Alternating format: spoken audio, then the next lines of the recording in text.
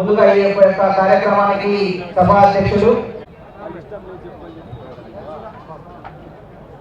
మోహిని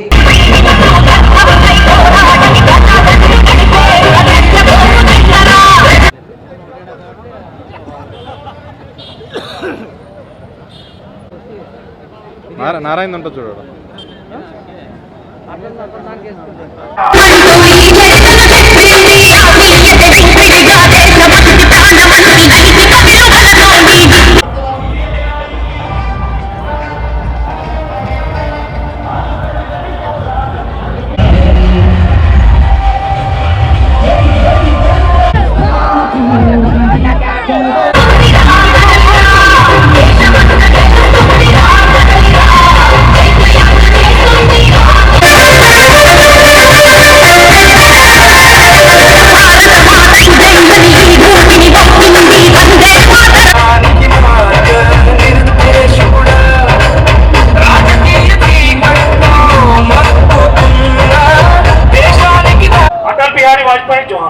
जोहार जोहार भारत माता की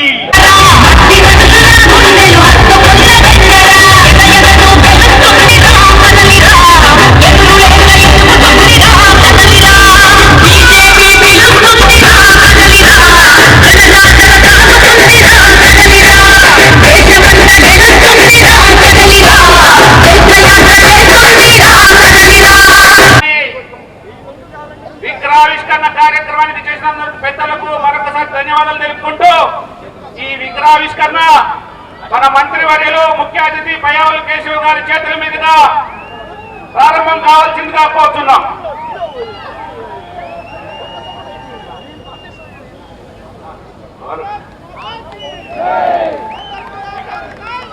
భారత్ మాతా కీ మాతరం మాతరం మాతరం మాతరం. ఇప్పుడు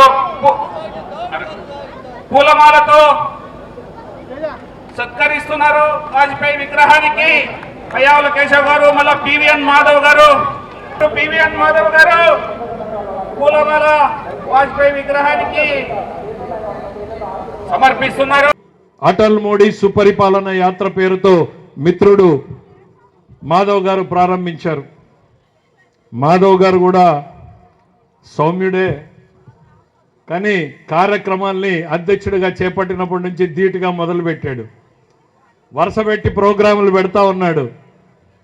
కూటమి కూడా చురుగ్గా ఉండాలి అనేటువంటి ఉద్దేశంతోనే ఇవాళ మా పార్టీ అధ్యక్షుడు చంద్రబాబు నాయుడు గారిని ఆయన సంప్రదిస్తే వారు ఆదేశించారు. ఇది అటల్ బిహారీ వాజ్పేయి బీజేపీ ఒక్కడికే కాదు, ఈ దేశ సంపద ఆయన్ని గౌరవించుకోవాల్సినటువంటి బాధ్యత మనందరిది అని చెప్పి ప్రతి ఒక్కరూ పాల్గొనండి అని చెప్పారు.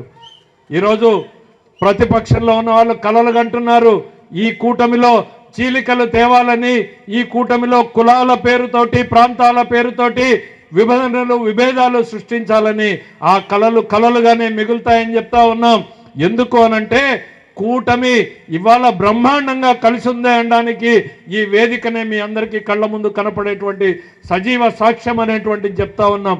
అధికారం వస్తేనే అధికారం కోసం వెంపర్లాడుతారు, అంతంలో ఉన్నటువంటి కూటములు పోతాయనుకుంటే రోజు రోజుకి కూటమి బలపడుతూ ఈ దేశం కోసం, ఈ రాష్ట్రం కోసం పనిచేయాలి అనేటువంటి ఒక తపనతో, ఆరాటంతో పనిచేసేటువంటి నాయకత్వం ఇక్కడ నారా చంద్రబాబు నాయుడు గారు, అక్కడ నరేంద్ర మోడీ గారు, వీరితోడుగా పవన్ కళ్యాణ్ గారు. ఈ కూటమి ప్రజల కోసమే పనిచేస్తుంది, ప్రజల ప్రయోజనాల కోసమే పనిచేస్తుంది అని చెప్తున్నాం.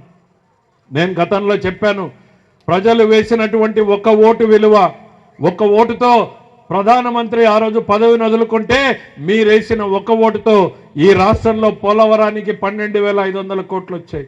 ఒక ఓటుతో అమరావతికి 15,000 కోట్లు వచ్చినాయి. ఒక ఓటుతో విశాఖపట్నం స్టీల్ ప్లాంట్కు 12,000 కోట్లు వచ్చినాయి.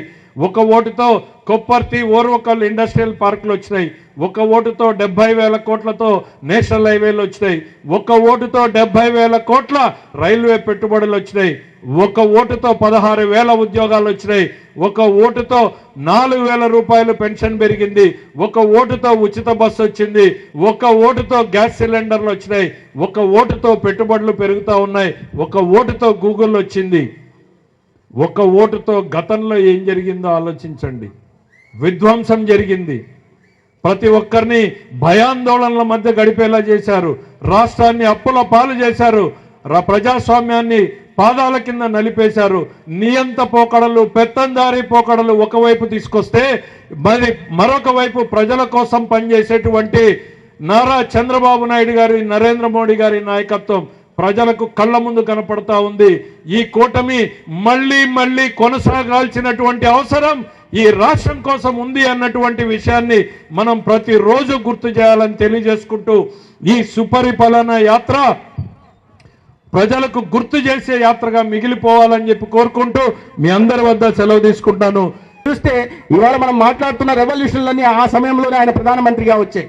మన గ్రామాలకు రూరల్ రోడ్ కనెక్టివిటీ వచ్చినా, లేదా హైవే కనెక్టివిటీ వచ్చినా, లేదా మొబైల్ ఫోన్ల టెలిక్టివిటీ కనెక్టివిటీ వచ్చినా, అప్పటిదాకా ఒకటే ఒక ఛానల్ దూరదర్శన్ ఉంటే ఇవాళ అనేక ఛానళ్ళు తీసుకొచ్చి ఆ కనెక్టివిటీ తీసుకొచ్చినా, లేకపోతే పోర్ట్ కనెక్టివిటీ తీసుకొచ్చినా, భారత్మాల తీసుకొచ్చినా, సాగర్మాల తీసుకొచ్చినా, ఇవన్నీ కాకుండా ఆనాడు సంకీర్ణ ప్రభుత్వంలో 23 పార్టీలు ఉంటే ఎన్డీఏ అధ్యక్షుడిగా మన గౌరవ ముఖ్యమంత్రి చంద్రబాబు నాయుడు గారు ఉంటే 23 పార్టీలతో ఒక పొలిటికల్ కనెక్టివిటీని కూడా తీసుకొచ్చి పొలిటికల్ కనెక్టివిటీ రెవల్యూషన్ ని మన దేశంలో తీసుకొచ్చిన రాజ్యుడు. ఇప్పుడు దాని కారణంగానే ఏదైతే ఆనాడు పునాది వేశారో ఆ పునాదిని ప్రేరణగా తీసుకుని, ఆ పాలన ప్రేరణగా తీసుకుని ఇవాళ మన దేశంలో అనేక రకాలైన కార్యక్రమాలు వస్తున్నాయి. ఇవాళ ప్రజలందరికీ బీమా వచ్చినా, లేదా ప్రజల సంరక్షణ కోసం ఆయుష్మాన్ భారత్ వచ్చినా, లేదా యువతకు ఉద్యోగ ఉపాధి అవకాశాల కోసం startup India, make in India, digital India, skill India, clean India, fit India లాంటి అనేక కార్యక్రమాలు తీసుకొచ్చి ఒకవైపు అభివృద్ధిని, మరొక వైపు సంక్షేమాన్ని సమాంతరంగా తీసుకెళ్తున్న ప్రధానమంత్రి మన దేశంలో ఉన్నారు. అదే కాకుండా ఆనాడు ఏదైతే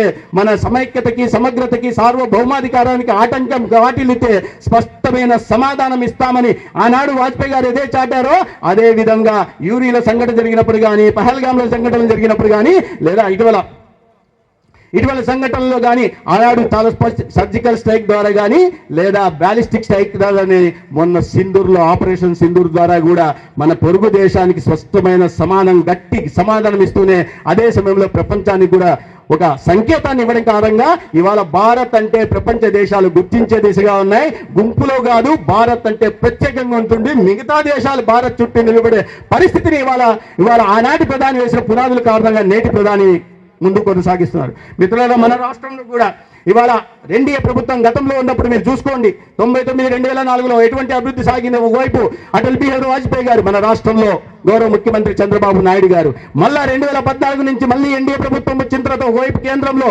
నరేంద్ర మోడీ గారు, రెండో వైపు మన రాష్ట్రంలో చంద్రబాబు నాయుడు గారు, పవన్ కళ్యాణ్ గారు. అభివృద్ధి కొనసాగుతా ఉంది. 5 సంవత్సరాల చిన్న పొరపాటు కారణంగా 5 సంవత్సరాల విధ్వంసాన్ని మళ్ళీ సరిచేస్తూ ఇవాళ అభివృద్ధి దిశగా, సంక్షేమం దిశగా మన రాష్ట్రాన్ని కూడా ముందుకు తీసుకెళ్తున్నారు. దానికి నరేంద్ర మోడీ గారి సంపూర్ణ సహకారం ఉంటున్న విషయం మీ అందరికీ తెలిసింది. అది పెన్షన్లు కావచ్చు, లేదా దీపం పథకం కింద సిలిండర్ ఇవ్వడం కావచ్చు, లేదా చదువుతున్న పిల్లలకి ప్రతి ఒక్కరికి అన్నదాత, ఈ తల్లికి వందనం కావచ్చు, లేదా అన్నదాతకి పంట పెట్టుబడి సాయం కింద అన్నదాత సుఖీభవ కావచ్చు, లేకపోతే చాలా మంది అక్క చెల్లెళ్ళు ఉన్నారు, శ్రీ శక్తి కావచ్చు. సౌలభ్యం వచ్చిందయ్యా అంటే బస్సు ఎక్కి పోయి ఆడపడుచుతో తోడిగోడలతో గొడవపడి మళ్ళీ సాయంత్రం ఇంటికి వచ్చేయచ్చు.